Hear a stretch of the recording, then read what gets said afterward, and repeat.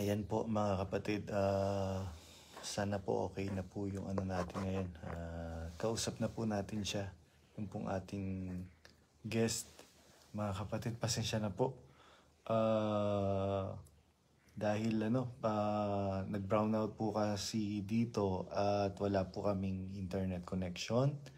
Buti nakapagpa-load po ako. So, kaya meron po akong ano ngayon. Kausap ko na po siya, nag-video call, kaya naputol po yung ano natin kanina. Saglit lang po mga kapatid.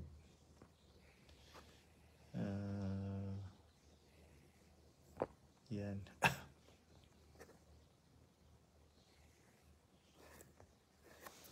Doon po sa ano po natin, guest natin ngayon. Kapatid, meron akong sinend sa'yo na na invitation dito na umakyat dito sa live ko. Pakisabi pasok siya sa live ko, Roland Santos. Tapos may invite akong sinend sa kanya.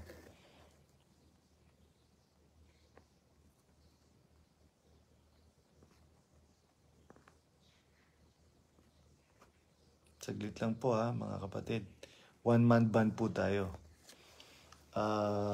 Yun, going back po mga kapatid, habang hinihintay po natin yung ating bisita.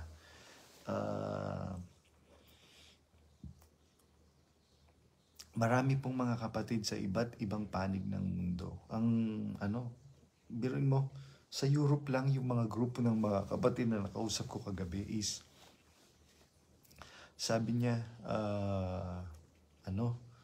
sabi nila, biro mo brother, they are living a luxurious life. Pwede namang magrenta or pwede namang ng accommodation na decente na they will fit there. Kaya lang masyado pong tapos biruin mo, ultimong toothbrush, toothpaste, kailangan organic. Brad Roland Santos, paki-ano po uli.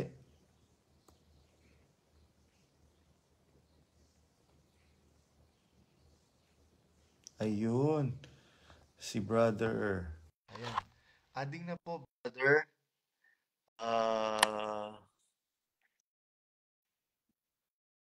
Adding na po siya. Ayan. Joining na. Hello po, brother John Chichester, the third. Magandang gabi po. Magandang gabi po sa inyo lahat. Kamusta po kayo? Yung famous nating kapatid, vlogger. Naririnig po kayo ng mga kapatid at hinihintay po kayo na umakyat, brother. Kasi ang ano po ngayon, brother, dito sa sa MCGI na pinanggalingan nating religion na nakamatayan ni brother. Pinalitan po ni Daniel lahat ng mabubuting bagay na ipinundar ni Brother Eli. Unang-una yung aral, brother, na yung aral na lilingapin mga may hirap without the camera.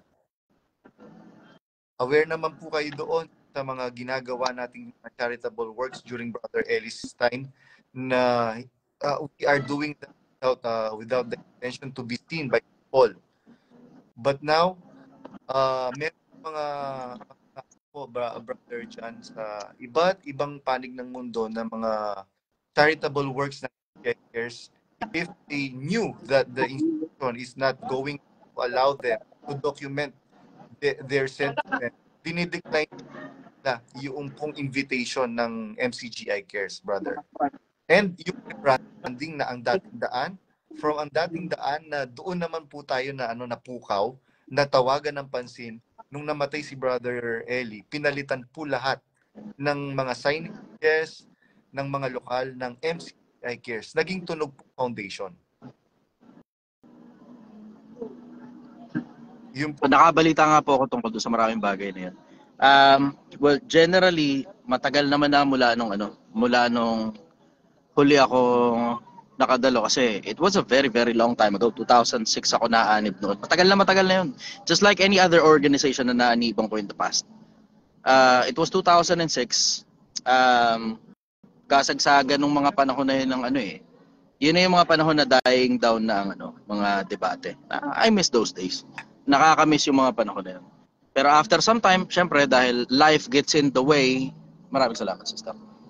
Life gets in the way, hindi na nakakadalo. Tapos maraming mga organization yung nabalitaan ko at narinig ko. At sa dami ng mga bagay na narinig ko, mas minabuti ko na mag-aral ng maraming iba't ibang bagay tungkol sa buhay.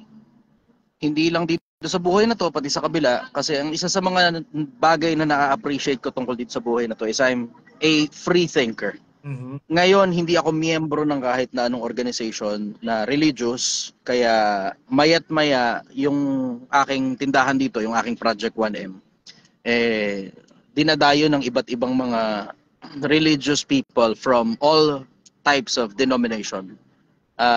Obviously, dahil general majority ng nasa Pilipinas under ng umbrella ng Kristyanismo, marami ritong mga pumupunta na iba't ibang organization, including sa MCGI, sa INC, sa Born Again, Mormons, sa Islam din, mayat maya, bumibisita rito yung mga Muslim. At nag-e-enjoy akong kakwentuhan ng maraming iba't ibang organization.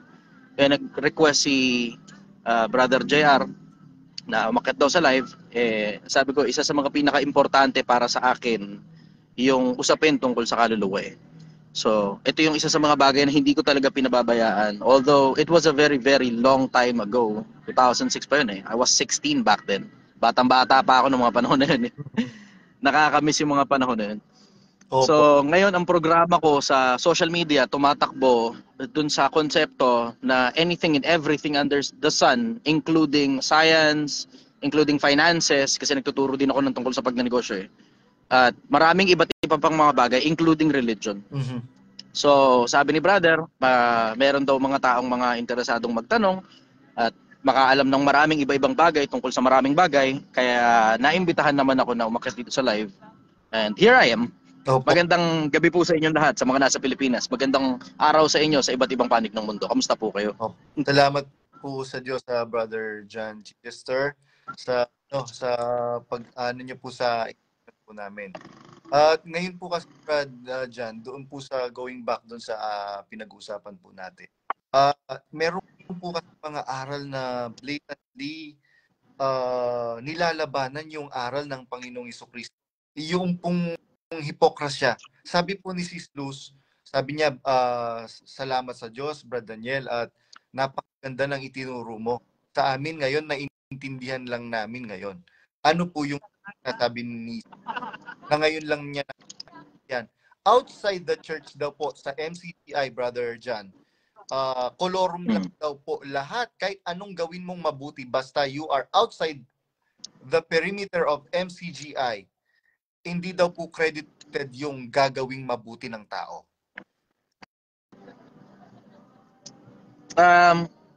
Generally, ang Diyos, kapag binasa mo sa Biblia, sa isang talata ng Gawa, kahit saang bansa, basta gustong sumunod sa Kanya, katanggap-tanggap sa Kanya. Exactly. Yun ang nababasa ko sa Biblia. So, hindi yan parang confined ng isang religious organization. Although meron ka talagang mababasa sa Biblia na yung iglesia yung tagapagpakilala. Exactly. At maraming iba't iba pang mga aral na kung babasahin mo sa Biblia, and I'm going inside the Bible and not just MCGI alone, merong boundary na nakasulat sa Biblia tungkol sa iglesia ng Diyos o iglesia ni Kristo noong unang panahon. Ngayon, outside naman ng iglesia, ang nakasulat sa Biblia, Diyos ang humahatol. Exactly. So tungkol sa mga nasa labas ng iglesia, ang sigurado ko doon na aral sa Biblia, yun yung sa isa sa itinuro ni Pablo sa isang talata ng unang Korinto, na labas ng iglesia, Diyos ang humahatol. I am not a big fan of condoning anyone just because they are outside of a respective religion. Otherwise, ang mangyayari niyan, parang katulad dun sa ibang relihiyon na kapag ka nasa labas ka daw ng iglesia, ilulutong ang gulugod mo sa impyerno. Ganun na Hindi po. ako naniniwala sa ganun eh. Pasensya na kayo, hindi po ako naniniwala sa ganun. Opo. Actually, alam niyo po, Brad, Jan, noong pong napunta po ako dito, bago lang po kasi ako sa Europe, pero matagal na po akong nag-a-abroad. Dahil kasama po Mm. Brother Eli sa Singapore, sa Hong Kong, sa Brazil. And Mm. for quite some time, nagpaalam ako kay Brother Eli na maghahanap buhay muna para Yeah. mabigyan ko ng sustenance yung family ko financially. So, yun, naman ako ni Brother Eli for quite some time. And then, mas lumawak yung pananaw ko when it comes to salvation. Kasi sabi ng Biblia sa 1 Timothy 2:4, ang Diyos ang maibig, lahat ng tao maligtas at Yeah. makatotohanan. So, yung po ngayon kasi aral dyan sa MCGI, brother, na dati nating pinanggalingang religion is para siyang kagaya ng ibang religion na ngayon ang sinasabi nila, lahat po ng mga nag-exit is antikristo, kalaban ni Kristo, maiimpyerno daw.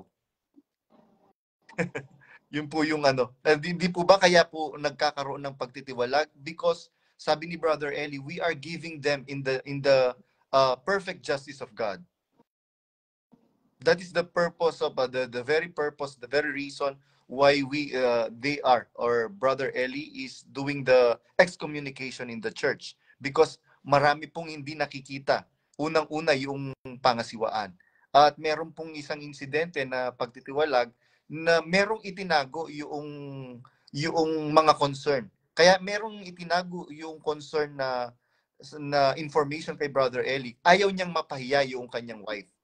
Ngayon, lahat po ng mga actually, Brother Jan, magtatanong ka lang ngayon regarding sa mga pictures ng kumakalat sa internet na doon sa Area 52 na nightclub sa Brazil, at saka doon sa mga alak na binebenta sa mga restaurant ni Brother Eli.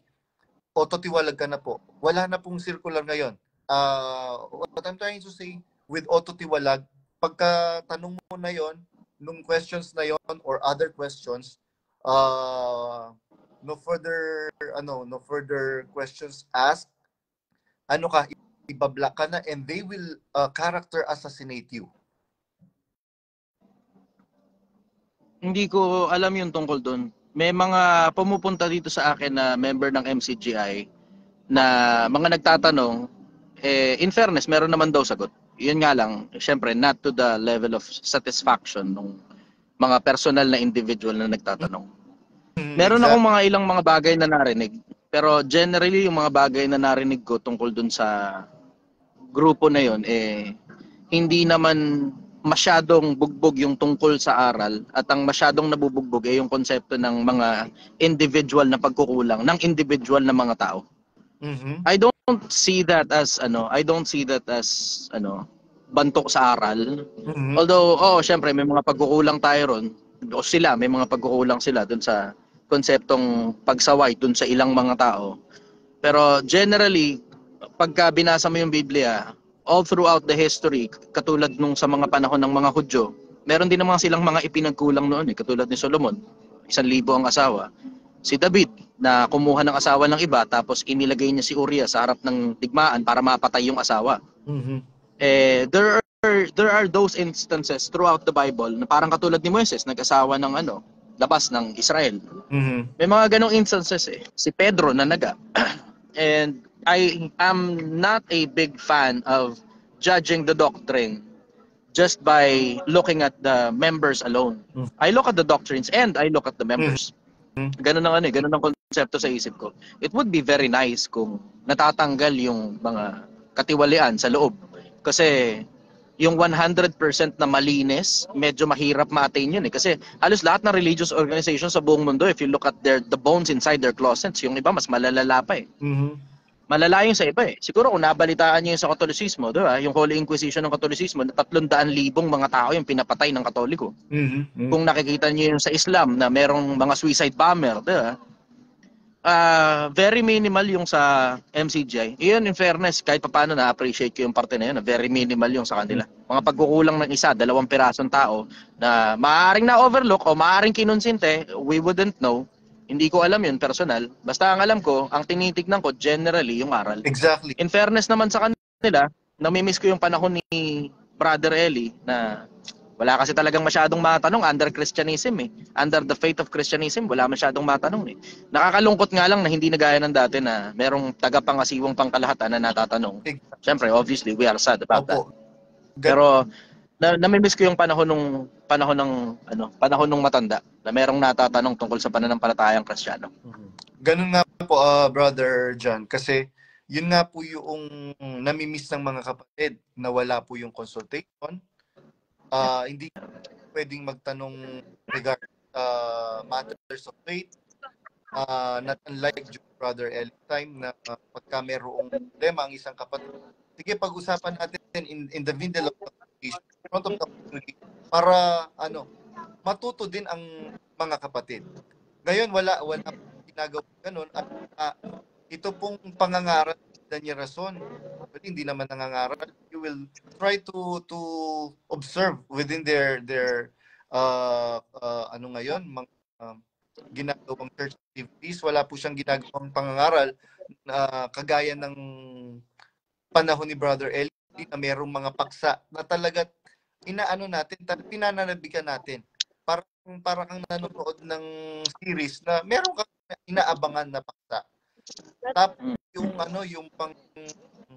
mga bagay na kagaya nung sinasabi mo, brother, na kasi during Brother Eli's time pwede pong masabi na very minimal yung mga nangyayaring mga and isolated cases, yung mga nangyayaring irregularities, corruption. Ngayon, very rampant, Brother John.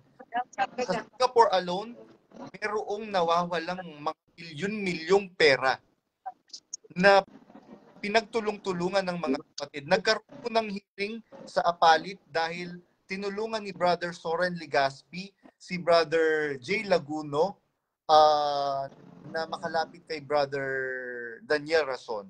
Tapos noong po nagkaroon ng hearing yung mga KNP, after that hearing,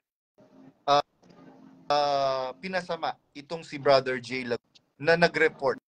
Ganun po kasi ang ginagawa nila pag nag-report ka, pagtutulong-tulungan ka ng mga KNP. Hindi ko po alam yun kasi medyo matagal-tagal na akong huling konektado sa MCGI. It was half of my life away. Kalahati na ng buhay ko nakakaraan nun eh. Brother, matagal-tagal na rin naman ako hindi nakakadalo. So wala na akong malay, wala na akong masyadong balita. Merong mga nagsabi dito, pwede daw pong malaman nila kung anong year po kayo na-baptize. 2006 ako kung hindi ako nagkakamali. 2006 ako noon. October banda. Hindi ko na lang maalala kung kailan eksakto kasi as in, buhay pa si Brother Eli nung mga panahon na yon, hindi na ako nakakadalo. As in, that was half of my life ago. Masyado nang malayo, kalahati na ng buhay ko nakakaraan mula nung panahon na yun eh. So ngayon, for the longest time, after nun, ako mismo yung nagbabasa, ako mismo yung nagsasaliksik, naghahanap ng mga bagay-bagay na may kinalaman sa kabilang buhay. Ang general majority ng mga bagay na naiintindihan ko, galing majority sa Biblia. Pero yung mga hearsays, yung mga tungkol sa personal at saka mga pribadong individual o tungkol sa pangasihawan, every now and then nakakabalita. Hindi ko nga lang masyadong ini-entertain kasi maiingat ako sa chismis eh. Maiingat ako sa konsepto ng chismis. Madaling magsalita pero mahirap mademanda. Siyempre, lalo na social media influencer ako, siguro maiintindihan ninyo. Mahirap mademanda, nasa Pilipinas ako eh. Siguro kung nasa ibang bansa ako, madali. Pero kapag nasa Pilipinas ka kasi, alam mo naman ang justice system dito, nakasang-ayon sa kung sino mong may pera o religiously inclined individual, na kapag may mga miyembro sa loob ng justice system, automatic na kagad na parang akala mo may hatol na kagad sa'yo diretso ang batas ng tao. Exactly. So nag-iingat din ako sa pagsasalita. Brother Jan, yun nga po yung ina-expose ko ngayon, yung mga irregularities na pinagagawa ng mga individuals ano ba masasabi natin? Who are administering the church, yung MCGI. Especially si Daniel Rason, yung mga KNP. Ano ba nangyari na? Ano nang kwento? Kasi ang naalala ko lang, namatay yung matanda, tapos wala nang balita kung ano na nangyari. Opo. Yun lang ang meron ako eh. Meron akong konting balita na nanggagaling sa iba-ibang sources. Pero obviously, lahat ng mga balita eh unconfirmed kasi wala namang ina-acknowledge na kahit na ano, pangasiwaan eh. Opo, exactly. So wala talagang kumbaga blindsided ako. Wala ako masyadong confirmed news na natatanggap bukod sa ilang pirasong mga pictures na may nagbebenta ng alak na hindi naman I will say hindi masyadong malaking puntos dahil hindi naman talaga ang aral okay lang na mag-inom kasi bawal nga talagang mag-inom. And then here are people na merong sinend sa akin na may nagbebenta daw ng alak sa, hindi ako nagkakamali, sa Salud ba yun? O sa Area 52? Sa Salud at saka sa Area 52 na restaurant ni Brother Eli sa Brazil. Okay. Which is ang battle cry ng mga kapatid, Brother Jan, para sa inyo pong kaalaman, is hindi po yung pagbebenta itself. Ang battle cry po nila is the admission of Brother Daniel Rason. Na i-admit niya at manghingi siya ng apology sa mga kapatid, sa kapatiran. Mga kapatid, pasensya na po kung nakapagtinda man po ng alak sa mga restaurant sa Brazil na pagmamay-ari po ni Brother Eli. Pagmamay-ari. Siyempre, ano yun? Kasama ang iglesia pagka involved si Brother Eli. Involved ang iglesia. Out of curiosity, naitigil ba yung pagtitinda ng alak? Nung po namatay si Brother Eli. Okay. Tapos po ganito po, marami pong mga kapatid na naghintuan, nag-exit sa MCGI dahil dyan sa pagsisinungaling ni Daniel Rason. Ang sinasabi niya, Brother Jan, is ang mga pictures daw po na yon ay edited lang. Area 52 nightclub is artificial intelligence lang. And lately, 2 weeks ago, if I'm not mistaken, sinabi po niya na yung Area 52 hindi na artificial intelligence ngayon. Ang sinasabi niya ngayon is ang president niya ngayon is events place naman daw yung Area 52. Ang battle cry ng mga kapatid, bakit hindi mo aminin sa amin at umingi ka ng patawad? Mas madali pa naming maintindihan yon. Kesa yung magsisinungaling ka, pagmamatigasin mo na edited lang yung mga pictures. Kasi Brother John, merong nakasulat sa John 8:44, kayo sa inyong amang diablo, ang nais ng inyong ama, ang ibig ninyong gawin. Sa isang mamamatay tao buhat pa ng una. At pagka nagsasalita siya, ay nagsasalita siya ng saganang niya, sapagkat siya isang sinungaling at ama nito. Yung po kasing kasinungalingan, we don't want. Yun po yung battle cry ng mga kapatid. We don't want the lies kasi sa demonyo yung kasinungalingan. Yung pag-accept, pag-admit ng pagkakamali is the beginning of change. Kagaya po nung sinabi po ninyo kanina, Brother John, nung pong inadmit, tinanggap ni Haring David yung kanyang pagkakasala na kinuha niya yung asawa ni Urias na si Batseba at isinugo si Urias in front of sa gate. Nagkapatong-patong yung pagkakasala ni Haring David. Pero nung ipinakilala ng propetang si Nathan yung pagkakasala ni Haring David, pinatawad po siya ng Diyos. Bakit? Tinanggap po niya with all humility yung pagkakasala. Ito pong si Daniel Rason, if you are going to observe within their mga church gatherings, wala kang makikitang remorse or spirit of repentance and humility. Biruin mo, brother. Curious ako, brother. Opo. Yung tungkol dun sa pagtitinda ng alak, was that an instruction coming from the management ng MCGI? Or was that an act done by an individual within MCGI? an individual within MCGI. Yun nga po yung mga tinatanong ng mga kapatid sa akin. Oo. Kasi iniisip ko rin at the same time, syempre, kumbaga, tumitimbang ako at tinitignan ko rin yung justice at the same time na mahirap naman kasing paaminin ng isang tao sa bagay na hindi naman niya ginawa. Exactly. So kung naiintindihan ko yung konsepto at outcry ng mga tao at mga kapatid na nagsasabing kailangan umamin si Daniel Razon. Pero naiintindihan ko rin naman yung konsepto na kung hindi naman galing kay Daniel Razon yung instruction na magtinda ng alak, wala rin naman siyang obligasyon na umamin dun sa konsepto ng yun. Actually, brother, sinabi ko yun, tinakil ko yan, yung issue na yan sa mga previous video. Na hindi naman ikaw ang nagkasala eh. At hindi rin naman si Brother Eli nagkasala. It's just that na-insinuate si Brother Eli doon sa individual na yon na nakakapag-persuade kay Brother Eli. Sino po yun? Si Ulysses. Kaninong instruction nang galing? Kay, ang nag-insinuate po nun or nag-persuade kay Brother Eli is si Ulysses Villamin. Ngayon, yung allegedly kasintahan daw ni Brother Eli. Yes, exactly. Okay. Yun. So, yun nga po ang sinasabi ko. Hindi naman ikaw ang may kasalanan eh. Just admit na pasensya na po kayo mga kapatid. Kesa pasinungalingan mo na edited. Ang dami pong mga kapatid na information technology na especially sa mga ganyang bagay, sa mga ganyang aspeto, na brother, hindi siya edited. Brother, hindi siya artificial intelligence.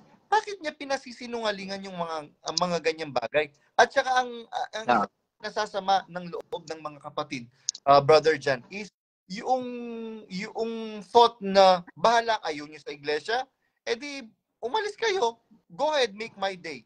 Bawas lang kayo sa ulo ko.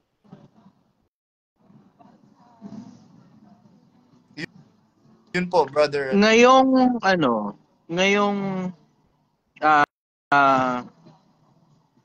merong mga tao na lumabas. Paano ngayon ang next step from there? So di lumabas. And then what's next? Anong susunod? Ako po ngayon ang hope ko personally and with all honesty, yung pong Diyos, kagaya po ninyo, sabi nyo nga, Brother Jan, wala akong I am not affiliated to any religious organization or any denomination. Kasi kagaya po noong nakasulat sa Bible, sa Apokalipsis 18:4, sabi niya, magsilabas kayo sa kanya, bayan ko, upang wag kayong mga kadamay, mga kabahagi sa kanyang mga kasalanan at wag kayong makabahagi sa kanyang mga salot.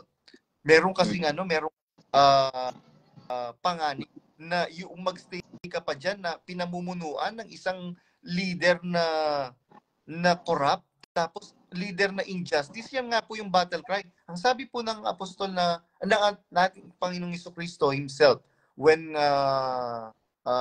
during his ministry sa lupa, sabi niya, sa aba ninyo mga pariseo, mga skriba, mga mapagpaimbabaw, kayo'y nagbibigay ng ikapu ng yerbabuena, ng komino, etc. na hindi nyo pinakahalagahan yung mahalagang bagay ng kautusan. Alin yun? Na dili iba't ang katarungan, ang pagkahabag, at ang pananampalataya. Tapos sasabihin nitong Daniel Razon, yan bang abuloy mo nakapagpatayo man lang ba yan ng poste ng La Verdad? Yun po, Brother Jan, yung marami pong mga, ako po personally, kaya po ako nag-start na mag-expose ng mga katiwalian dyan, at saka irregularities, corruption, and immoralities dyan sa MCGI, because sinabi po nila, Brother Jan, nung pinablock ako ni Daniel Razon, naghahanap lang daw ako ng damay sa kalagim-lagim na sasapitin po. Sabi ko, wow, ako itong nagpipilit na maging mabuting tao dahil dun sa narinig kong aral. Tapos kayo, knowing the fact na yung father ni Daniel Razon is babaero until now.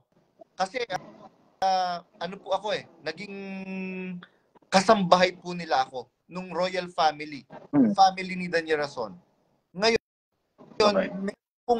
pinapaayos po kasi sa akin nung Danyarason, yung phone niya. Merong nag-pop up doon na babae ni Daddy. Sabi ko, uy. And meron pong kaya nga po nung sinasabi nyo, mahirap kasi for me na mag-akusa ng walang facts. Ako po kasi the very reason why I am exposing this because I have the personal knowledge on what the first family of MCGI is doing. Especially yung pong EJ Rason na brother ni Danya Rason, nag-drug addict po 'yon. Tapos nag-casino na bawal sa atin.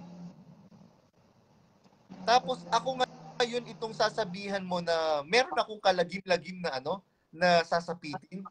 Tapos ito pa, brother, yung eldest son, yung junior ni Danya Rason, biruin mo, yung kainuman niya na kabarkada niya na kapatid, si Brad Ramon Espanyol, na anak ni Brad Romy Espanyol na dating ministro ng INC, nagiinuman sila ng red wine during that time. Pwede pang mag-inuman ng red wine basta yung percentage ng alcohol is below 4.5. Nilagyan niya ng pamulo. Pagkagising nung pobreng bata, yun, nangyari yung dapat hindi mangyari. Yun, brother. Kaya ako sa ako yung i-condemn ninyo na maiimpyerno, knowing the fact na kayo mismo diyan sa pamilya ninyo kung ano-anong kademonyoan ang pinaggagawa ninyo.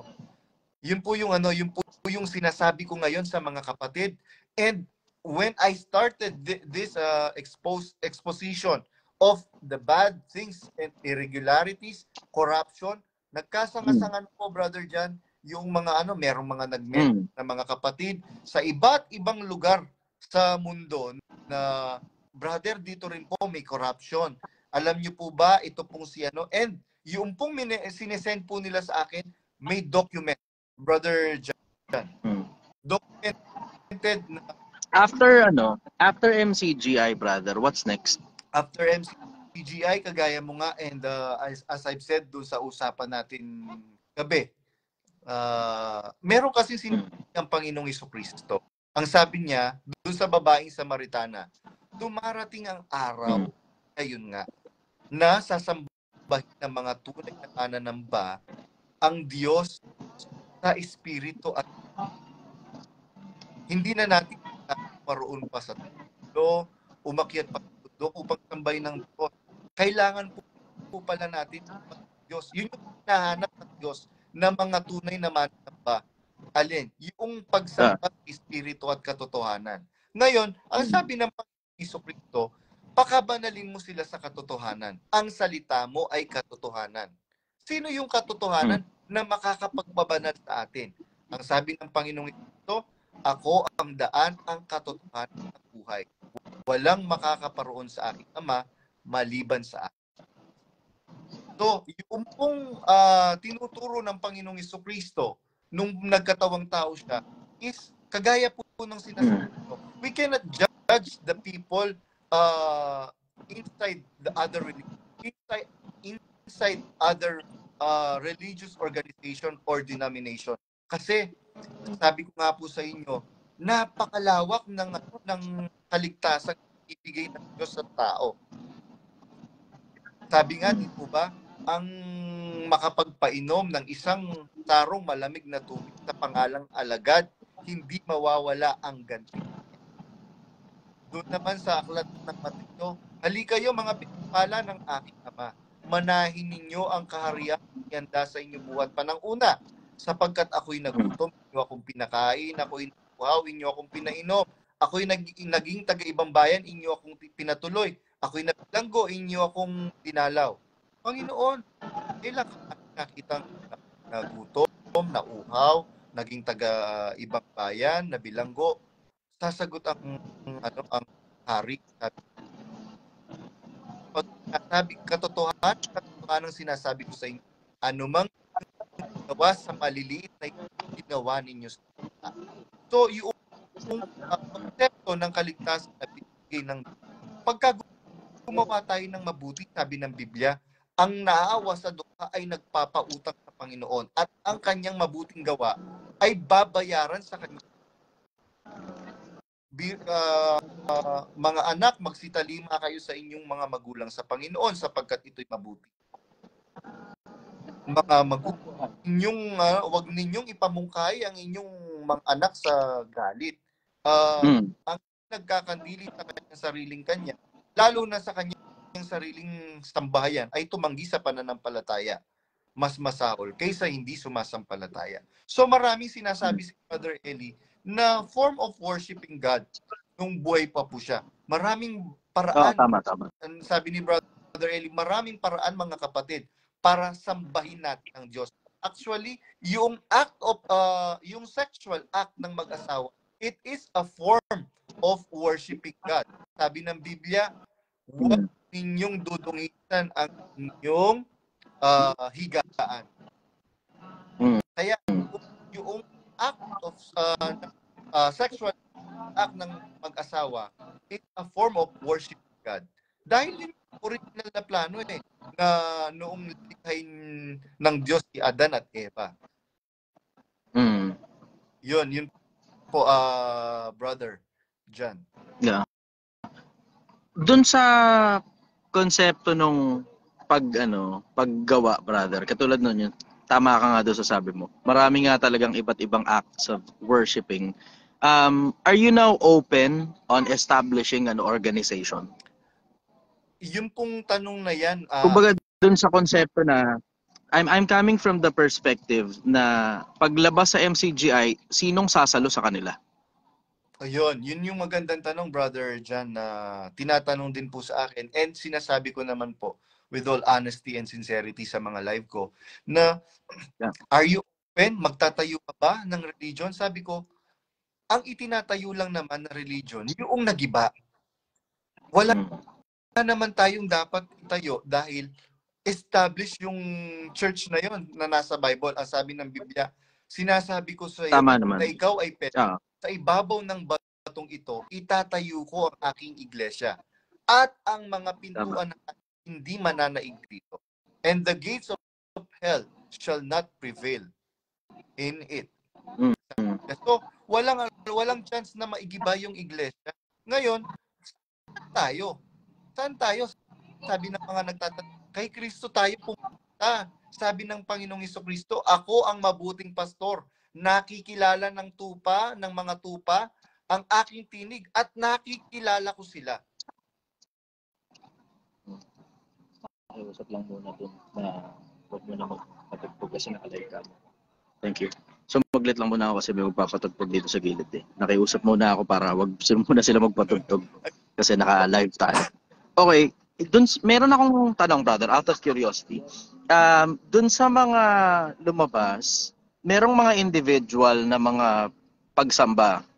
Paano yung konsepto ng collective na pagsamba katulad ng paggawa ng mabuti at ang pag-abuloy ay wag ninyong kalimutan sapagkat sa paggawa ng mga bagay na ito, ang Panginoon ay totoong nalulugod. Paano yung konsepto ng collective effort ng mga kapatid na lumabas? Anong doon? Anong idea mo tungkol doon? Actually ngayon, as of now, hindi pa yan ang kasi una wala sa na magtayo ng organization, ng religious organization. Kagabi Brother Isaac. Possible kaya kahit kung hindi man religious, at least charitable organization? Kasi kanina, brother, kagaya ng nabanggit ko sa gabi, di ba? Sabi mo, kasi yan, yung pinag-usapan natin. Nausap ko si Brother CJ. Si Brother CJ Perez, apo yun ng Perez. Noong na merong corruption, merong mga hindi tama na aral na ginagawa sa iglesia na kinamulatan niya, umalis siya doon at sumama kay Brother Eli Soriano. And tapos si Brother Eli naman ang nag-establish nun ng ng Iglesia ng Diyos kay Kristo Jesus sa ligit sukay Salik. ng katotohanan sa bansang Pilipinas. Oh, I remember those Oo. days. Yun. So, ngayon, So, paglabas nila nun, meron na silang nasamahan na panibagong grupo. oo. In the case ng mga lumabas sa MCGI, dahil nga ron sa allegedly mga katiwalian ng pangasiwaan, I will just say pangasiwaan, kasi maraming tao yung involved, hindi lang naman isang tao eh. Exactly. Paano magiging sistema nun paglabas? Kasi ang nasa isip ko, pagka lumabas, ang mangyayari magkakanya-kanya. May mga pumupunta kasi sa akin dito na mga nagiging ateista. May Exactly. mga pumupunta na sa akin dito nagiging agnostic. Tapos may mga pumupunta sa akin dito, although very minimal naman, parang wala pa ata akong balita na lumipat sa INC. Pero obviously sa turmoil na nangyayari ngayon sa loob ng MCGI, ang malaking possibility niyan mangangalat. Exactly. Yan, Paano ang plano para saluhin yung mga lumabas? exactly, Brother John. Ganyan din po yung nangyari sa panahon ng mga unang Kristiyano when they were being persecuted sa Israel. Nangalat po yung mga iglesia. Merong napunta sa Actually, Saudi. nangalat lang sila physically. Pero spiritually, pare-parehas pa rin yung religious organization na pinagsasama-samaan nila. Exactly. Physical lang yung pangangalat nila doon, naalala ko. Yes, they are Pero bound. yung spiritual aspect, paano ang plano doon? Anong nasa isip? Yung mga nangalat na iglesia noong time yung during the first Christian era, they were still bound by one doctrine. Kaya nga sinasabi ni San Pablo ang iglesia merong isang espiritu, merong isang bautismo, merong isang Diyos. Ngayon, yun po yung sinasabi ko sa mga kapatid ngayon. Kasi meron pong nagtayo ng iglesia. Yung si Ulysses Villamin, nagtayo siya ng iglesia. Bakit? Ayaw niya na pamunuan siya ni Daniel Rason. So, meron po mga sumunod sa kanya. And yung mga sumunod sa kanya nag-alisan din dahil nakita nila na wala namang solid na naturo itong si Ulysses Villamin. And ganun din itong si Daniel Rason. Wala ring solid na turo. Kaya nga itong mga kapatid ngayon, kahit na dumadalo sila, meron kasing dalawang categories ng mga kapatid ngayon. Inside the church, merong close at saka merong active. Disregard na natin pagka yung isang kapatid nag-exit na, hindi na siya kasali. Doon sa mga kapatid na classify, doon sa mga actively participating sa mga activities dyan sa MCI. Dalawa yung mga classification, isang closet at isang active. Ngayon, maraming mga closets, maraming mga manggagawa na nagme-message sa akin na, brother, closet po ako, ganito, ganyan. And they are keep on feeding me, sending me files ng mga pagkakatipon na ito yung sinasabi ngayon. Napakamali ng mga sinasabi ngayon ni Daniel Rason. Sabi niya, going back dun sa tanong niyo, paano yung actually, ako po, wala akong alam. Ang sinasabi ko ngayon, mga kapatid, the very reason why I am this non-stop na pagsasalita on live, dahil yung mga kapatid, kagaya ng sinabi mo, Brother John, is merong naging atheist, merong naging agnostic. Because of that, yung ginawa ni Daniel Rason, hindi niya nilingap, hindi niya kinalinga yung supposedly na bilin sa kanya ni Brother Eli na lilingapin dapat sana yung kapatiran. Kaya nga po siya tinalaga na vice presiding minister or second in command sa authority ng iglesia. Ngayon wala po siyang ginagawang paglingap sa mga kapatid. Basta meron kang tanong ngayon, automatic you are tiwalag. Yun nga po, kaya naging trending yung auto-tiwalag na yan sa social media. And maraming mga na brother, kagaya po nung after nating mag-usap, brother, merong grupo ng mga kapatid sa sa Europe. Nag-video call po kami at mag-usap. And right after naming mag-usap ng grupo ng mga kapatid sa Europe, merong nag-message sa akin, brother, do you have 2 minutes of your time that you can spare for me? Sabi nung kapatid. So, naobliga ako na pagbigyan yung kapatid kasi parang Sabi ko, 2 minutes of my time daw. Eh, hindi naman 2 minutes lang ang ang pwedeng ibigay sa kapatid. Buka nga ibinibigay eh. Tapos binigyan ko po siya ng alam niyo po yung 2 minutes, more than 2 hours kaming nag-uusap. Nasa New York kapatid, very renowned artist po siya sa New York.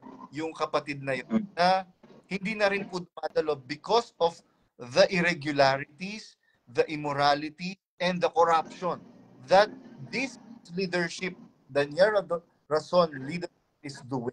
Kasi noong una, Brother Jan, pinagtatanggol ko pa si Brad Daniel na mga kapatid, baka po hindi po nakakarating kay Brother Daniel yung pong dapat niyang malaman para po makapangasiwa siya to lead us all in righteousness. Tapos afterwards, siguro mga ilang araw lang, sa pagkakatipon po sinabi niya, huwag ninyong sasalangsangin yung desisyon ng aking mga KNP dahil merong basbas ako sa kanilang mga desisyon. So, paano ko pa may pagtatanggol si Brother Daniel? Brother Daniel, po, sinabi niya, inamin niya, I have full knowledge and accountability on what my KNPs are doing and they their decision making. Yun, brother. Understood. Naiintindihan ko yung brother. Naiintindihan ko yung konsepto na may mga problema dun sa dating pinagsamahan. Naiintindihan ko rin yung konsepto na may katiwalian. Naiintindihan ko rin yung konsepto na may mga laban ng kalooban sa mga individual. Ang gusto kong matutunan, brother, if you can share with me a path or a direction that yung mga tao pwedeng mapuntahan paglabas nila dun. Kasi I am really concerned dun sa konsepto na pag lumabas walang mapupuntahan. Tapos ang mangyayari, kakalat ngayon ng mga tao. Mm-hmm. If I may suggest, if it is possible, at least have a group session or an organization na kahit charitable institution lang muna sa pansamantala, kasi it sounds to me like people are scared of establishing an actual religious organization, and that's totally okay, that's totally fine. If hindi pa ready na gumawa ng organization, at least have a charitable institution na mapupuntahan ng mga tao kung saan pwede silang makahanap ng lingap at comfort dun sa spiritual turmoil na meron sila ngayon, versus having people be converted to atheism or being agnostic or converting to religious organizations na alam naman natin sa mga sarili natin na hindi rin naman natin naaniban. Kasi I'm really concerned dun sa konsepto, brother, na yung pagmamalasakit mo, nakitang-kita ko talaga yung pagmamalasakit mo sa mga tao eh. Nakikita ko yung pagmamalasakit mo na isinasangkalan mo talaga yung buhay mo, isinasangkalan mo yung pangalan mo, isinasangkalan mo yung mga bagay na meron sa'yo na hindi naman nakailangan at hindi mo naman talaga technically obligasyon, pero you are still doing it for the sake of being a kind person, na mga, kumbaga, yung konsepto na magising yung mga tao dun sa mga pagkakamali na nangyayari. I'm also concerned dun sa mga lumalabas sa MCGI, kasi paglabas sa MCGI, where do they go from there? Naintindihan ko yung konsepto na spiritual, okay, sasamba sa espiritu at katotohanan. Yet, merong mga bago na mga tinuturing ni Pablo na mga bata sa pananampalataya na nangangailangan ng gatas. Mm-hmm. Yung mga yon, sino ang magbibigay ng spiritual nourishment sa kanila para magawa nila yung mga obligasyon nila na collective na obligation ng mga member ng isang organization na katulad ng unang panahon? Paano ang magiging sistema nun? Kasi syempre may mga paglabas doon, may mga tao maghahanap ng masasamahan yan eh. May mga tao rin at the same time maghahanap ng pagkakatipon. May mga tao maghahanap ng kung sino man yung organization na kanino kaya ako pwedeng tumulong kasi sobra na yung pera ko. Mm-hmm. Ganun yung konsepto eh. Sobra naman na para sa akin, sobra para sa pamilya ko. Saan ko pwedeng ilaan yung effort ko kasi matanda na ako, yung senior citizen na ako, retired na ako, I have all the money in the world, I also have all the time in the world, meron pa akong konting lakas. Saan ko pwedeng ilagay itong lakas na to so I can be justified in the eyes of the Lord? Mm-hmm. Actually, noong mga previous videos ko, brother, ang sinasabi ko, if you still think that staying in that church will still make you a better person, then so be it. Walang usapan doon. It's just that ang aking payo, sabi ko sa mga kapatid, yung pera ninyo na hard-earned money is i-focus ninyo sa family ninyo until such time na merong tumawag sa akin na kapatid na ano siya, matandang kapatid, KNC siya nung nag-split yung yung iglesia nung namatay si kapatid na Perez. Nung nag-video call kami, umagulgul siya, umiyak na rin ako. Doon pumasok yung talata na Apokalipsis 18:4.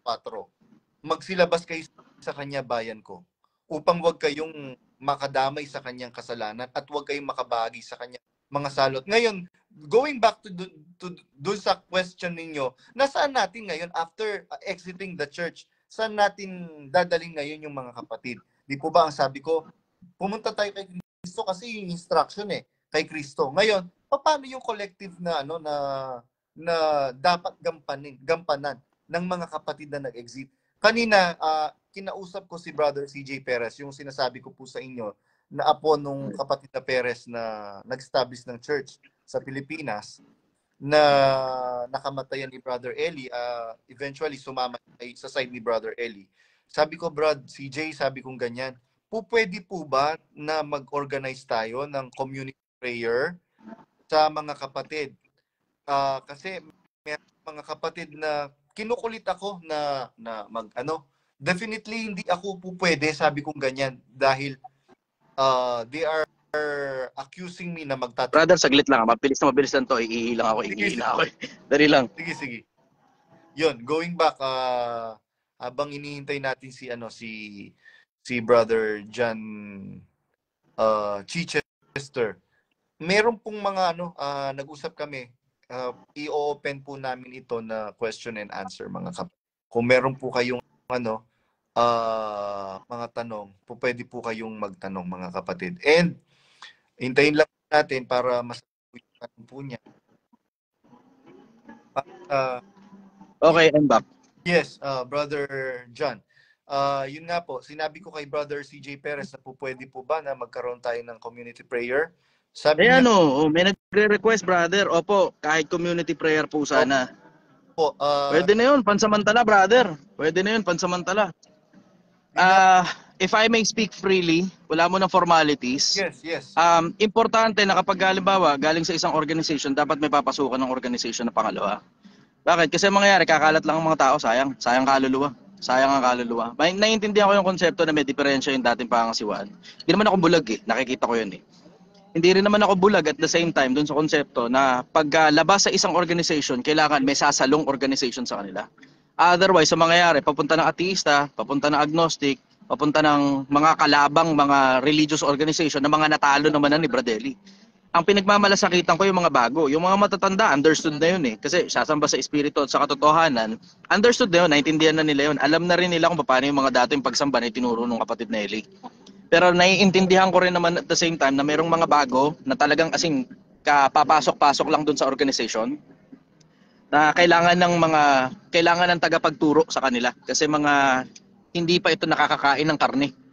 Mga gatas pa ang pagkain nila Ngayon, I am really concerned dun sa mga tao na lalo yung mga baguhan na walang malay sa religion na ang napakinggan nila ever since kasi mukhang pati sa hanggang ngayon ba ang doktrina ba ng MCGI si Brother Eli pa rin nagsasalita? Yun pa rin ng doktrina yung recorded ni Brother Eli. Kaya lang ang problema pagka ito may magandang tanong Ang sabi ni Belona, what's wrong po being agnostic at atheist po?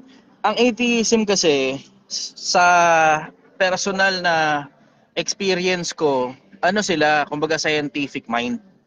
Nagkakaproblema nga lang dun sa konseptong hindi sila nag-a-acknowledge ng Diyos. And siguro, pwede mong sabing medyo okay pa yung hindi ina-acknowledge ng Diyos na hindi sila naniniwala. Pero merong mga tao na ateista na blatantly, as in talagang minamalign and minamock nila yung konsepto ng pagkakaroon ng Diyos to the point na they're starting to be extremely toxic and very painful to hear. Nakakatakot yung konsepto ng ateista kasi kung walang Diyos, edi okay lang, kahit maka-offend ka pa ng sobrang daming tao, ayos lang. Ang problema, paano kung meron pala? Tapos Exactly. pagdating mo sa kabilang buhay, surprise motherfucker ka. Surprise motherfucker, may Diyos pala sa kabilang buhay. Doon nagkakaproblema eh. Doon nagkakaproblema. Agnostic, kahit paano, medyo okay lang. At least kahit paano, naniniwala pa sa Diyos yun. Hindi nga lang magkaintindihan talaga kung sinong Diyos. Doon na ngayon magkakaproblema, doon sa konseptong unguided or misguided paglabas. Kaya nga ang suggestion ko, if I may suggest, kung mabigat sa loob ng mga lumabas na magtayo kayo ng sarili nyong religion, at least at the very mal magtayo kayo ng sariling kahit man lang organization na charitable institution. Para merong magga-guide dun sa mga taong lumabas. Kasi pagka, alam mo yun, yung konseptong pinatay mo yung ilaw, tapos lahat ng tao hindi nakakaintindi kung saan ba talaga yung direksyon papunta sa isang destinasyon, ang mangyayari, kakalat ang mga tao. Namatay yung ilaw eh. Namatay yung matanda. Paano na ngayon? Ang pumalit, yung pumalit, tapos hindi gusto ng madami. Ngayon, ang mangyayari, maglalabasan ng mga tao. Paglabas ngayon ng mga tao, sino ay nasasalo sa kanila? Madaling magpalabas ng mga tao galing sa isang organization. Kung saan ilalagay, yun yung susunod na puzzle. Kaya suggestion ko, brother, kung makakapag-suggest ako, gawa kayo charitable institution. Kahit hindi converted na religious organization, charitable institution man lang, di ba? Yeah. Yun ang logic behind eh. Kasi kaysa naman kumalat papuntang ateista na, putang ina yun lahat, di na ako naniniwalang medyos, gago kayo. Naloko nyo ako eh. Bakit? Putang ina yung pera ko dyan napunta eh. Diba, pinautang nyo pa ako eh, diba? Bakit nyo ako pinautang? Kasi nga, mamamasyal nga kasi yung kung sino man. Pupunta rito, kailangan gumastos ng ticket, kami ngayon ang pinagastos ng ticket. Pagdating dito, nakarating nga rito, nakapagpa-picture kami. Tapos yun na ngayon yung kapalit ng mismong ginastos namin na ipinangutang lang namin. So ngayon, ang mangyayari ngayon, lalabas ngayon itong tao. Paglabas ngayon itong tao, hindi na ako naniniwala sa Diyos. Naku, putang ina mga religion yan. Diba? Ganyan ang mga tao eh. You have to put that into perspective, brother. Sorry for the term. Matagal naman na ako nagmumura. Alam naman ng mga tao yan eh. Pero natatakot ako dun sa konsepto, brother, na paglabas ng mga tao, hindi na sila naniniwala sa Diyos. Natatakot din ako dun sa konsepto na paglabas ng mga tao, pupunta sila dun sa mga sampay bakod na mga religion, ng mga pinagtatalunan ng matanda. Nadurog na yung mga organization na yan eh. Ang daming, alam nyo naman yung gaano karaming organization na yung nadurog ng matanda eh, diba? Puta, batikan nga sa Pilipinas yung matanda na yan, isa sa pinakamagagaling na debatista sa buong mundo eh. Hindi lang sa Pilipinas, sa buong mundo. Nung lumaban sa Brazil, pati yung mga Brasilero, butata eh. Nakita ko yun may YouTube nun Yung isang pastor na galing dun sa Brazil, tapos umanib dun sa MCGI. Hindi ko alam kung ano nangyari dun, parang balita ko, lumabas din yata yung grupo na yun eh. Pero ang concern ko, brother, yung mga bagong kapatid na pumasok sa loob, wala pang malay, paglabas ngayon, saan ngayon? Sino ay nasasalo sa kanila spiritually? Yan po yung Understood na yun sa mga matatanda. Wala tayong problema sa mga matatanda. Bakit? Syempre nakakakain ng pagkain matigas yan. Kabisado na nila Aral Leingkong eh. Pero yung mga bago, paano ngayon ang mangyayari dun? Yun nga po yung sinasabi ko sa mga video ko na yun yung inaagapan ko, Brother Jan, na maging state or kalagayan ng mga kapatid na nag-exit. Actually, mas marami pong nag-exit na prior ng pag-expose ko ng ng mga katiwalian, ng mga corruption, etc. Diyan sa pinag natin. Merong mga kaya nga merong mga nagtayo ng kanilang mga sariling mga podcast. And sabi ko nga sa kanila, nakita ko nga rin yung kay Broccoli, nakita ko rin yung kay Broccoli. Pero yung kay Broccoli, parang ateista niya ata sila no? Ano ba nangyari dun? Wala po akong idea sa kanila, and ako po kasi ang concern ko ngayon is yung mga kapatid na mawala sa isip nila yung concept na meron talagang Diyos. Sabi ng mangmang, sabi sa Biblia, ang sabi ng mangmang sa kanyang puso, walang Diyos. Walang Diyos. Ubra kaya, brother, ikaw na lang yung mag-organize. Kasi isipin mo, yung mga car enthusiast nga sa paligid, di ba? Isipin mo yung mga may-ari ng mga magagandang kotse, sila nga mismo nagsasama-sama para pag-usapan lang yung mga wala kakwenta-kwentang mga sasakyan nila. Kakainin din naman ng lupa pagkamatay nila all the more yung tungkol sa kaluluwa, brother, palagay ko talaga magkaroon kayo ng grupo tungkol dun. Kung kailangan nyo ng tulong sa sa pag-organize ng grupo, kahit GC lang muna sa umpisa. Tignan natin kung ano magagawa ko para sa inyo. Kesa naman, di ba, mapunta sa kung kani-kanino pa yung kaluluwa ng mga tao lumalabas sa MCGI, Kung palagay mo nasa iyo ang ilaw, o edi ikaw na ngayon ang mag-spearhead. Kung palagay nyo nandun sa isa pa, o kung sino man yung manggagawan lumabas, nasa kanya ilaw, edi siya na mag-spearhead. Pero kailangan, brother, ng pagkakatipon. Kasi pag walang pagkakatipon, lalamig ang pag-ibig ng mga tao na yan, tapos makakalimot sa Diyos, katulad ng nangyayari dito sa panahon natin ngayon. Ewan ko napapansin ninyo, mga kababayan, Pilipinas, yung mga kabataan ngayon, wala nang pakialam sa Diyos. Ang mas malala pa dyan, may mga lumitaw pang mga influencer na mga siradi ng TokTok na para bang ang pinalalabas ngayon, ang pinaka-importanteng bagay dito sa mundo, parang puro pera na lang. Tapos ano ngayon ang diskarte? Siyempre, dahil walang ibang magagawang diskarte yung mga kabataan, ang karamihan ng kabataan ang ginagawa, tumitigil sa pag-aaral para magbenta ng kung ano-ano. Yung iba namang mga babae, ang ginagawa, in case hindi ninyo alam, dahil puro mga matatanda tayo rito, ang mga kabataan ngayon, lisya. Yung mga babae, ang ginagawa, mga diskarte nila, 18 pababa, ibinebenta yung picture ng mga pepe nila at mga suso nila kapalit ng GCash. Ingatan ninyo ang pamilya ninyo, baka madali kayo ng ganyan. Kaya nga sinasabi ko, kailangan ng organization para merong pinagtutuunan ng isip yung mga tao at they have something to ponder on tungkol doon sa mga bagay na napag-usapan within the organization. Kasi kung ang mangyayari lang, brother, wag sasama loob mo, no? Kung ang mangyayari lang, palalabasin natin ang mga tao ron sa loob ng organization yun, tapos wala rin naman sila pupuntahan. Pagkatapos, magsasayang lang tayo ng mga kaluluwa ng mga tao. Isipin mo yung konsepto na, okay, paglabas, saan tayo pupunta? Hindi, wala na lang Diyos. O, saan tayo pupunta? Hindi, magtrabaho na lang tayo, mag-ipon na lang tayo sobrang daming pera. Anong gagawin natin? Basta, bahala na. Hindi naman tayo nakakapagbasa ng Biblia dahil tinatamad nga tayong lahat na magbasa ng Biblia. Ganun ang labas nun, di ba? Actually, kaya gumawa po ako ng support group na group chat. Ayan na mismo. Opo. Yan na mismo. Simulan nyo na yung support group na yan. Simulan nyo na yung support group na yan. It's about time, brother. Para hindi ang nangyayari. Hindi. Talakayin natin si Daniel Razon. Sirain natin pagkatao nitong putang inang to. Bakit? Sira ulo yan eh. O sirain natin pagkatao niyan. O tapos, pagkasira ng pagkatao ng putang inang yun, ano na kayo nasusunod? Yes, exactly. Diba? Andun ako sa ganung konsepto na nakikita ko yung puso mo, brother, na mabuting tao ka eh. Pinagmamalasakitan mo yung mga kapwa-tao para wag maligaw under dun sa nangyari nga dun sa huling samahan at yung management ng dating samahan. Pero yung konsepto rin naman na walang pinagkaibahan sa trabaho, yung okay sige, itong management ng putang inang trabaho natin, kupal tong mga hayop na to. Lalabas na ako dito. Paglabas ko rito, magda-dry out ang pondo ko. Pag nag-dry out ang pondo ko, at least may maa-apply ako ibang trabaho. Ganun yung konsepto na itong mga tao na to na lumalabas, mga taong naturuan ito, katulad din natin, pare-parehas tayo. Mga taong naturuan ito, pagkaturo sa kanila, pananampalataya yan. May mga bagay na naiintindihan yan. Paglipas ng panahon na hindi na re-reiterate sa kanila yung mga bagay na naintindihan nila tungkol sa buhay at tungkol sa spiritualismo, mamamatay ang pananampalataya niyan. And when I say mamamatay ang pananampalataya, ito na ngayon yung gagawa na tayo ng kalokohan na, hindi, putang ina sa MCGI, bawal mag-inom eh. Hindi, mag-iinom na lang ako sama ng mga tropa. Sa MCGI, bawal mag-drugs eh. May mga tropa ako rito. Sige nga, testing ko nga yan. Hindi, sa MCGI, bawal magnegosyo ng sugal eh. Putang ina dito sa lugar namin ang daming sugarot. Sige, mag-o-online sabong na rin ako. Diba? Nagigets mo yung ganung konsepto na kailangan ng boundary, brother. Kailangan ng mga tao na magsaset ng boundary kung paano ba talaga tayo mabuhay bilang mga Kristiyano. Ganon yung konsepto. Yes. Ganon yung konsepto nasa isip ko. So if you can establish something na mapapasukan ng mga tao, kahit hindi religious organization, pansamantala, kahit hindi religious organization, kahit charitable institution lang na, sige, mga kapatid, wala tayong hinihinging abuloy dito. Kung sino sa inyo gustong tumulong dito sa organization, syempre, obviously, may gastos na involved, katulad halimbawa ng media, parang katulad ng matanda. Di ba, naalala niyo pagpapalaganap dati na sobrang expensive? Na ngayon, hindi na magkaintindihan kung saan ba talaga napupunta pera.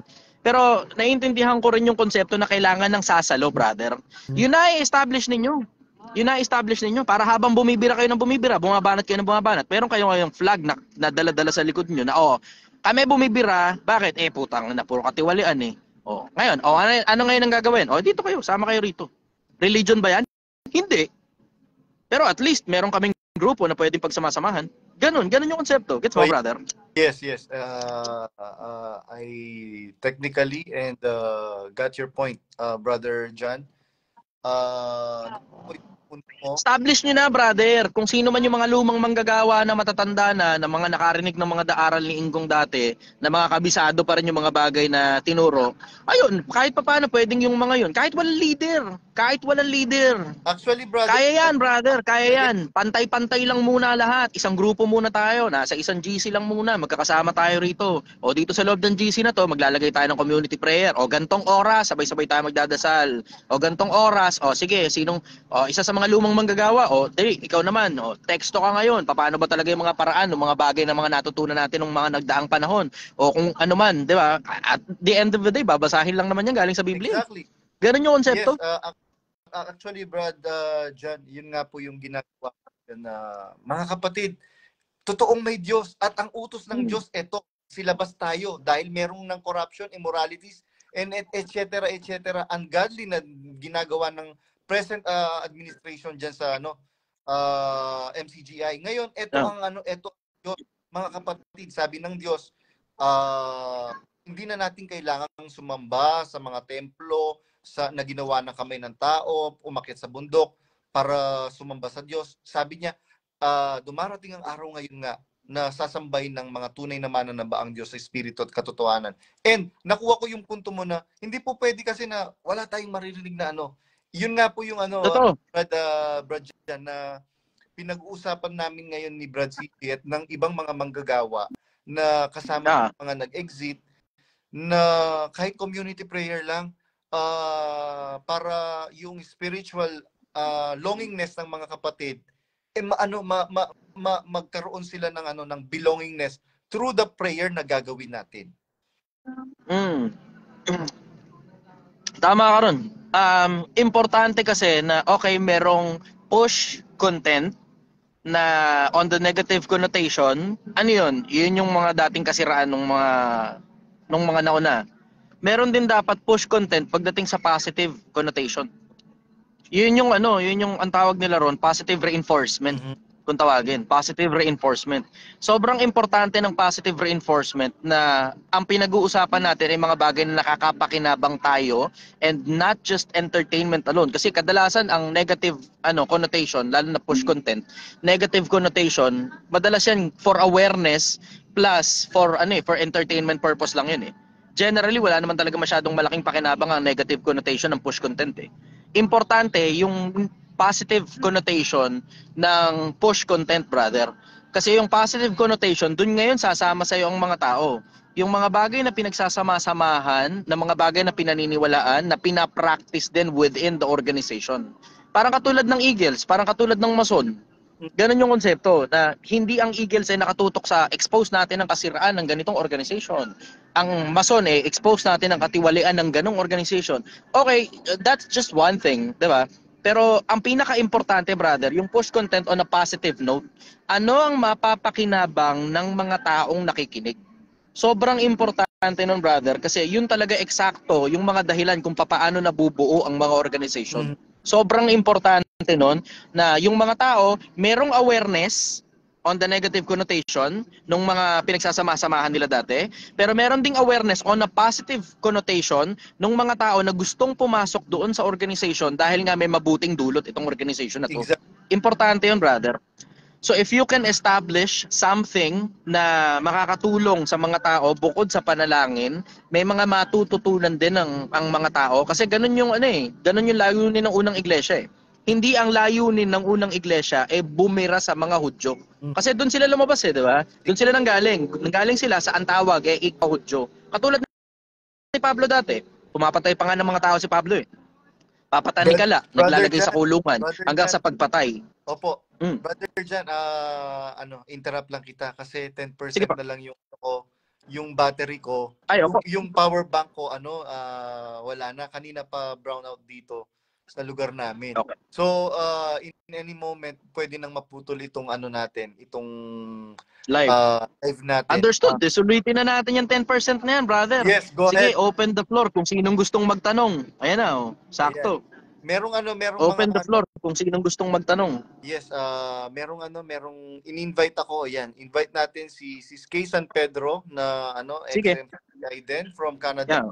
And I think meron siyang mga gustong i-point out.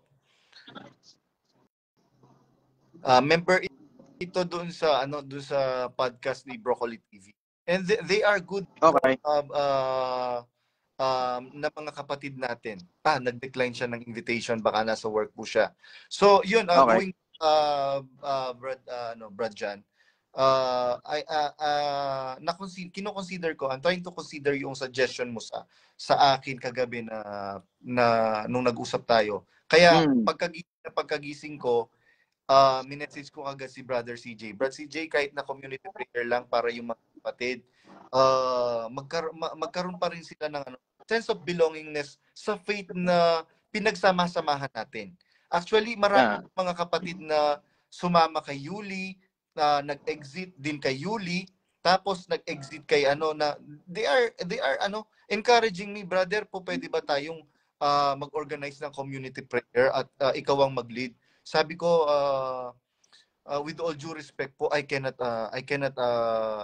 entertain that invitation kasi yan po yung iniingatan ko. Bakit? Baka po mapagkamalian po ako na nagtatayo ako ng sariling iglesia. Kaya ako umalis diyan. Hindi po. Kaya yun po yung iniingatan ko po. Meron pong message si Sister Belona. Thanks, Brad J. Arbadon, for recognizing us. Appreciated po. Yes, ina-appreciate po natin lahat ng mga kapatid natin, whether na kay Broccoli TV, na kay Dark Knight, nandun sa Bible Talks. We are brothers and sisters in Christ, mga kapatid. It's just that nagkaroon tayo ng mga hindi magagandang experiences dyan sa previous religion na nagsama-samahan natin. Kaya alam mo, Brad Jan, yung pong ginagawa ko po ngayon is to save our brothers and sisters na nandun sa bingit ng na naalanganin na magkakaroon sila ng konsepto na walang Diyos. And sabi ko nga po, sabi din ni Brother CJ, there's nothing wrong about atheist and agnostic na mga kapatid natin. Meron yang mga pinagdaanan na mapapait na karanasan. Kaya na trauma sila. Kaya yun po yung sinasabi ko, sabi ng Biblia, nag-comment ako dun sa post ni Sister Belona. Taga-Canada po yung Sister Belona dyan eh. Sabi ng Biblia, kanyang nalalaman ang ating balangkas. Kanyang inaalaala na tayo'y mga alapo. So, ang Diyos kasi hindi naman siya malupit para hatulan niya tayo na hindi ka na naniniwala ngayon sa akin, impyerno ka. Hindi. Kasi meron pong talata sa Biblia, ang sabi po ng apostol na si San Pablo, pagkalooban nawa ng habag ang sambahayan ni Onesiforo. Bakit? Sapagkat madalas niya akong pinaginawa nung ako'y nasa Roma, kanyang inanap akong buong sikap. At naglingkuran niya ako, hindi lang ako, pati ng aking mga kasama. Sabi ni San Pablo. So, yung pong concept na yun na pinapanalangin ni Apostol San Pablo, yung sambayan ni Onesiforo, hindi birong pangyayari yun, Brad Jan, na biro mo, buong sambahayan ang nahiwalay sa iglesia. Totoo. Ngayon, Brother Jan, na ang daming mga umaalis sa iglesia, sa MCGI na sinampalatayanan natin for a very long time, na pamilya. Sobrang yun nga yung sinasabi. Nabalitaan ko nga. Alam mo, nalulungkot nga ako ron eh. Nalulungkot ako ron. Nabalitaan ko nga yun. Kasi marami rin nagpupunta rito sa akin na MCGI. Na mga problema nga tungkol doon sa mga pananampalataya nila. Sabi ko, sino ba sinampalatayanan nyo? Yung tao o yung aral? Exactly. Yun ang lagi kong tanong eh. Tapos ngayon, pag tinatanong mo ng ganun sa madalas na pagkakataon, ayan na, may nahihimasmasan sila. Yun. Yun ang yun ang na-appreciate ko rin sa matanda. Na-inculcate talaga sa isip natin na sinampalatayanan yung mga bagay na nakasulat. Pag hindi nakasulat, hindi pwedeng sampalatayanan yan. Walang tibay yan. Bakit? Walang pruweba yan eh. Yun yung mga basic principles na hindi ko nakakalimutan dun sa matanda kahit napakatagal na panahon na akong hindi nakaka-attend. Matagal na akong hindi nakaka-attend. Hindi ko na nga maalala yung huling pag-attend ko eh. Naalala ko, may isang pagkakataon na binigyan ako ng link nung pagkamatay ni Inggong. Yun isang beses. Pero pag prior to that, halos 10 taon na yata. Sobrang tagal na ako hindi nakaka-attend. Pero hindi ko nakakalimutan yung mga basic principles na itinuro nung matanda. Pero ngayon, alam mo yung syempre dahil matagal ka nang hindi nakakadalo, nawala sa isip mo yung kami lang maliligtas, parang ganun yung konsepto eh, diba? Parang Yes. Iglesia ng Cristo eh. Pero nawala na sa isip ko yun. Ang nasa isip ko ngayon, I look at it on a very broad perspective na yung Biblia, sinulat yan 2,000 taon na nakakaraan. 96 AD yung huling lag dyan eh, nung si Juan Apokaliptiko yung sumulat. Pagkasulat niya nung Apokalipsis, hati na sa 7 yung iglesia noon, pinadala ngayon doon, hindi nga natin alam kung nakarating pa ba o hindi na yung Apokalipsis eh, doon sa 7 iglesia. Pagkatapos noon, wala nang balita kung ano nangyari kay Timoteo eh. Exactly. Wala nang balita. So hindi ko ngayon alam kung ano ngayon ang nangyari, and yet here we are 2,000 years after. Lahat tayo ngayon kalilitaw-litaw lang, tas lahat tayo ngayon kinokopya natin kung ano man yung nakasulat sa lumang librong 2,000 taon na nakakaraan nung isulat. Exactly. That's how I look at it. I'm looking at it on a broad perspective na hindi natin pag-aari yung iglesia. Hindi natin pag-aari yan. Tayong mga tao, kalilitaw-litaw lang natin dito. Naisulat yan, 2,000 taon na nakakaraan. Yung mga bagay na nakasulat dyan, kinokopya lang natin. Kasi parang katulad nung, di ba, claim ni Inggong dati na sinasabi niya na hindi tayo yan. Tayo, nakisanib lang. Parang katulad nung ginawa